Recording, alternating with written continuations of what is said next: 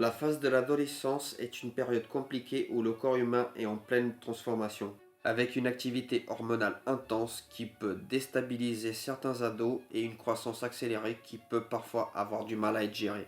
Sans même faire d'efforts, vous allez prendre du muscle et grandir, en tout cas pour certains d'entre nous. Si en plus vous faites du sport, votre nutrition doit répondre à deux défis: soutenir votre croissance et fournir de l'énergie nécessaire à votre activité et aux pratiques sportives.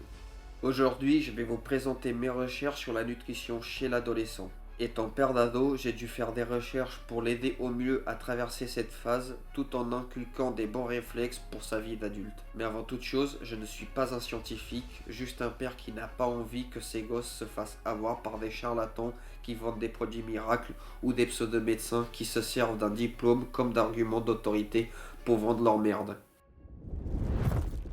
Le premier pilier important, c'est les protéines, car c'est la base alimentaire pour avoir une bonne santé, puisque c'est les briques de tout notre corps. Les besoins en protéines ne sont pas une science exacte, contrairement à ce qu'on peut penser. Chaque individu est différent et les besoins changent en fonction de l'activité physique et de notre état de santé en général. Dire que trop de protéines est mauvais pour la santé, c'est une connerie aussi grande que celui qui l'a dit, et ne pas manger assez de protéines sous prétexte qu'on ne fait pas assez de sport est tout aussi stupide. De manière générale, on dit qu'un ado a besoin de 1,5 à 2 grammes par kilo de poids de corps chaque jour. Si on se base sur notre évolution, comme je le fais souvent dans mes vidéos, cette fourchette devrait plutôt correspondre à un sédentaire. Un être humain en bonne santé peut sans aucun problème gérer jusqu'à 4 grammes par kilo de poids de corps. Et dire que trop de protéines est mauvais pour les reins est un mythe pour les personnes en bonne santé. Un ado a besoin d'un apport conséquent en protéines de bonne qualité et en majorité d'origine animale. Même si les véganes ne sont pas d'accord, c'est un fait. La leucine est un acide aminé essentiel présent dans la protéine animale. C'est le déclencheur principal de la construction musculaire via la voie mTOR. Bon, ça c'est un truc technique, on passe. Même si elle existe dans les légumineuses ou les céréales, elle est bien moins bien absorbée à cause des fibres et elle n'est pas aussi complète que dans la viande. D'ailleurs, concernant la viande, certaines études montrent que la viande rouge maigre est plus efficace pour augmenter la masse maigre chez l'adolescent que la volaille qui a tendance à produire plus de matière grasse. Mais attention, c'est conseillé aussi de limiter la viande rouge à 500 grammes par semaine pour protéger notre santé future. Il y a des sources de protéines animales qui sont tout aussi intéressantes que la viande rouge, comme les abats de volaille par exemple, qui ont un meilleur goût ou qui sont en tout cas plus doux que les abats des animaux type vache, etc. Vous avez les fromages blancs, les œufs qui peuvent apporter des nutriments aussi tout aussi nécessaires et essentiels. Pour les légumineuses, nous allons aborder le sujet dans les sources d'énergie car elles méritent elles-mêmes un traitement à part.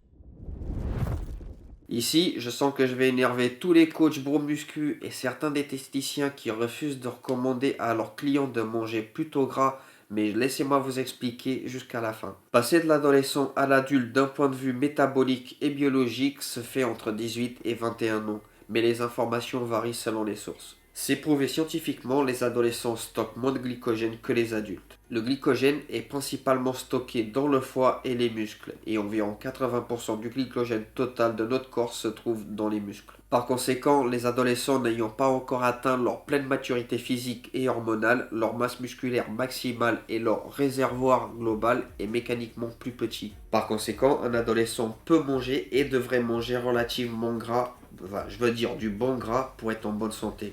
Ayant des stocks de glycogène plus faibles, le corps d'un ado est programmé pour utiliser le gras comme source d'énergie. Après, ce mécanisme est programmé dans chaque être humain, la modernité a juste tout flingué avec des recommandations mal adaptées à l'homme, comme on a pu le voir dans mes précédentes vidéos. Ayant une alimentation légèrement grasse, le corps laisse ainsi les glucides qu'il stocke pour les fonctions vitales du cerveau qui lui n'a pas la capacité d'utiliser le gras comme carburant. Alors ne me faites pas dire ce que je n'ai pas dit, bien sûr que les adolescents ont besoin de bons glucides comme les légumineuses et les céréales complètes, mais recommander les glucides comme source principale d'énergie n'est pas la solution la plus viable chez l'adolescent et chez l'homme en général non plus.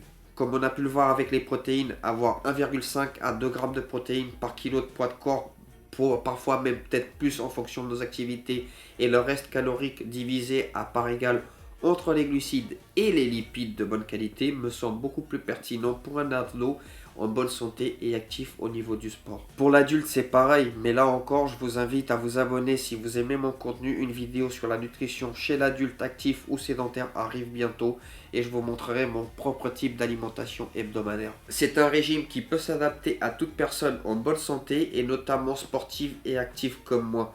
Mais en aucun cas il doit être suivi à la lettre sans avis médical en fonction de votre propre situation. Moi c'est ce que j'ai fait et c'est ce que vous devez faire. Et surtout ne prenez pas pour argent comptant tout ce qu'on vous dit sur la nutrition et faites vos propres recherches. Un autre point intéressant que j'ai pu voir dans mes recherches, bien que l'huile de lin soit riche en oméga 3, elle est déconseillée en consommation régulière chez les adolescents. Personnellement, j'en mettais quelques gouttes par-ci par-là dans les pots des laitages de mes enfants. Je le faisais pour moi dans mes desserts type fromage blanc en pensant bien faire pour eux aussi, mais chez les adolescents, ça peut être dangereux. L'huile de lin contient des phytoestrogènes qui imitent les hormones sexuelles. Personnellement, je ne savais pas que chez l'adolescent, ça pouvait devenir un perturbateur endocrinien et dérégler le développement sexuel, provoquant soit une puberté précoce, soit un retard de développement. Maintenant, personnellement, j'utilise d'autres huiles comme les huiles de colza, les huiles d'olive, etc. pour les besoins en oméga 3 et elles sont bien moins dangereuses au niveau hormonal. On peut consommer des graines de lin, mais c'est limité à quelques grammes par jour et fraîchement moulu.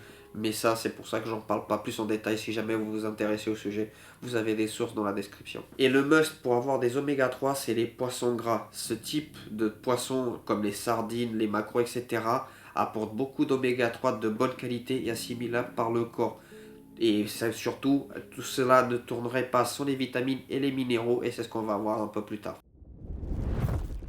Bon, l'idée populaire selon laquelle manger de la viande va acidifier notre corps, affaiblir notre système immunitaire et causer des maladies comme le cancer est scientifiquement fausse. Le pH du corps est strictement régulé par le corps entre 7,35 et 7,45 via les poumons avec l'expiration du CO2 et les reins. Si le pH en général variait ce n'est que de 0,1% d'unité à cause d'un steak, vous finirez aux urgences et en réanimation à cause d'une acidose métabolique aiguë et ça serait la mort assurée. Je vous invite à regarder la vidéo de Vincent Follono sur l'équilibre acido-basique et le bullshit autour de ce concept contredit par les méta-analyses récentes. Je ne vais pas tout détailler ici, mais si jamais le sujet vous intéresse, c'est une chaîne excellente sur du contenu santé et le débankage du bullshit.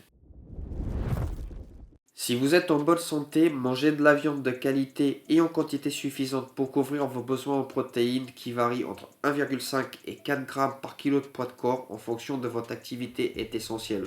Ce qui équivaut en soi entre 150 à 300 grammes de viande ou de produits animaux type fromage blanc, etc. ou les œufs par jour. Il faut manger aussi des légumes verts ou tout autre légume produit surtout localement pour avoir les bonnes fibres pour l'intestin. Nous avons besoin entre 20 à 40 grammes par jour et les vitamines nécessaires sont essentiellement disponibles dans ce type d'aliments. Même si dans les abats, il y en a énormément aussi, mais bon, ça c'est un autre sujet. Donc en soi, ce qui fait qu'on devrait consommer entre 300 et 600 grammes de légumes verts par jour est varié. Et surtout, c'est là que je vais en faire jaser certains. Mangez assez gras en fonction de votre dépense physique et arrêtez de diaboliser les lipides et de sacraliser les glucides. Nous avons besoin de l'un tout autant que de l'autre, notamment chez les ados qui sont en pleine croissance. Arrêtez de vous priver d'assaisonner vos salades ou de cuire vos légumes avec un peu de beurre. Ce n'est pas les 20 grammes d'huile ou de beurre que vous allez mettre dans vos plats qui va vous tuer. Privilégiez les légumineuses bien plus riches en micronutriments plutôt que le riz ou les pâtes industrielles par exemple. En soi, ayez un régime sain et surtout arrêtez d'imposer à vos adolescents des restrictions en protéines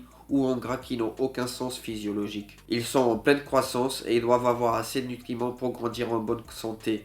Évitez les cuissons à haute température pour éviter l'action Maillard, c'est la croûte qui se forme sur la viande et qui crée souvent des composés toxiques qui peuvent vous détruire la santé et tout se passera bien pour eux.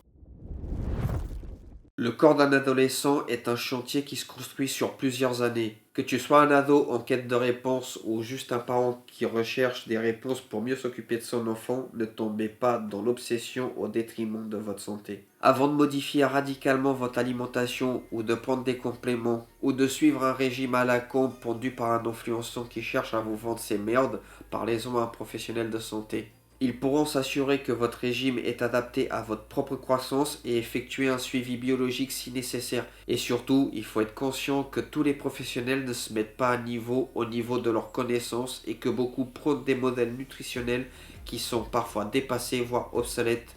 Donc faites attention car ça peut être délétère pour votre propre santé. Et surtout, ma vidéo n'a pas vocation à faire autorité morale. J'ai fait des recherches pour mieux gérer mon alimentation et celle de mes enfants. Je n'ai pas la science infuse et je peux me tromper. N'hésitez pas à me donner votre avis en commentaire et likez la vidéo si vous avez apprécié mon travail et mon partage de connaissances. Sur cette chaîne, on s'éduque et on s'entraîne pour encaisser, vivre et durer comme le slogan de cette chaîne. Je vous dis à bientôt. Salut les amis.